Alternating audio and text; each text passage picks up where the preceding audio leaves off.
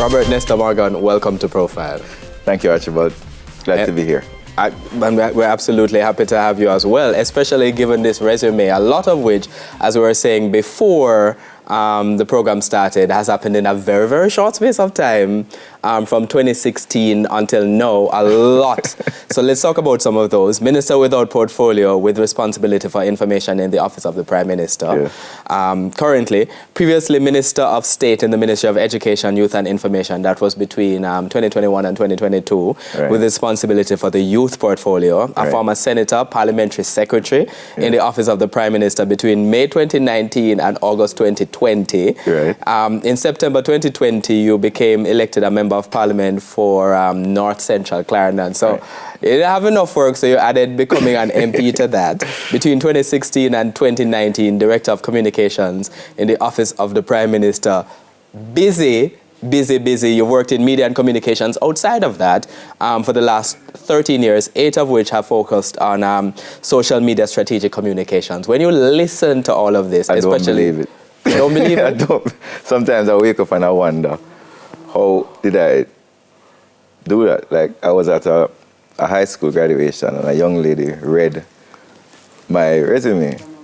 And as she was reading it, when you come from where I come from, to think that you could have moved from there to where you are now, to me, it's sometimes unbelievable. And a lot of people actually don't believe it, because it is indeed extraordinary to think that I was able to do it. But I got a lot of help.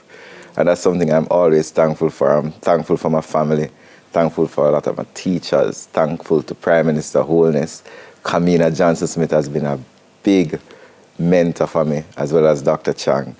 And the people... It's Horace Chang, for clarity. Mm-hmm. Yeah, Dr. Horace Chang. And the people from my community who are the ones who actually inspired me to do a lot of these things, because they are the ones who protected me when I was a child. They are the ones who always told me, listen, you can be great, you can do this, you can do that, even when I didn't believe it myself. You've worked in journalism, charge of information. You're very, very private yourself. Yes, I try to be. So people do not know about your background a lot. And I'm private because my family should not pay for the decisions I made. Where I'm from, my mother was unemployed at the time when I was born. My father was how do you put it? He swept the floors in a pharmacy, Miss Thomas Pharmacy in Chappleton at the time. From Woodhall, Clarendon, that's yes, where you're from. Mm-hmm. Right. So he used to sweep the floors and him throw a partner and buy one little Hillman Hunter. I don't know if you've ever heard of a Hillman Hunter. No.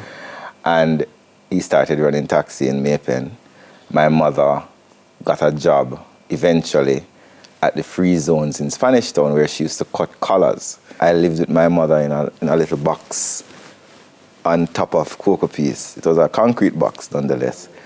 Whenever I had flush toilet and those things, we had outside kitchen, wood fire. We never had running water, so we used rainwater. And one of the stories my brother and I always remember is my mother liked watching the news. Maybe that's where I get this interest in journalism from.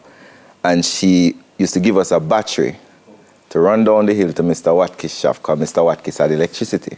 We didn't. And we used to charge the battery, and it used to give us half an hour of JBC at the time. And we used to watch half an hour of TV. And it's one of the stories that is quite fascinating to me when I think back now, where you grew up with a little small black and white TV. And if you wanted to watch a movie, they used to have movies up at the shop where like 50 of you piled in a room watching TV, watching kickers, as we used to call them. And so it's been an interesting journey. You've said to me in our pre-interview, teachers help shape you. How Definitely. did they do that? So I will call 2 names from Maypen Primary. I'll call Miss Nicholson and Miss Montague, who actually now runs a preparatory school behind my office in Chappleton. But Miss Montague, Miss Stewart in primary school, Miss Phillips at Gavmasia, and Miss Eubanks at Gavmasia as well. You had Miss Porteous, who at the later part of my life taught me English. Because when I went to sixth form, I had a 3 in English. And she taught me English. And I had to go to her class, because I never actually qualified for sixth form, because I had a 3 in English. And in those days, Clarendon College did not take people with 3s in English. Mm-hmm. And I went to her office. Somebody said, go and talk to Miss P. And I went to her office, and she sat me down and she interrogated me. And then afterwards, she asked me why I want to come to sixth form, and I told her, I want to make something better of myself. I'm from a such and such poor family. My mother and father have really spent a lot of time invested in me, and I think I need to give back to my community and build myself as a better person. And she sent me up to the Stewart Hall and said, go to Mr. Stone and tell him that I sent you. So when I reached Stewart Hall, Mr. Stone saw me and asked me to sit down, and he asked me, well, you're late. And I said, yes, but I spoke to Mrs. Porteous, and she says, I must come and tell her that she sent me. And I said, oh, she had up another one. All right, school starts X, here's the package, go and pay the fee and come back. And I think Mrs. Porteous, may her soul rest in peace, did that to a lot of us. I came to Kingston and I met a lot of her adoptees, you know, where she saw somebody and she believed in them. When I was going to Clarendon College, I had 2 pants and 3 white shirts. So I used to wear 2 white shirts Monday, Tuesday, wash them on Wednesday, so that they could serve for Thursday and Friday. But nobody would know because the shirts are always clean. My grandmother always insisted that you can't leave the house with your shoes dirty, you can't leave the house with crushed shirt and all of those things.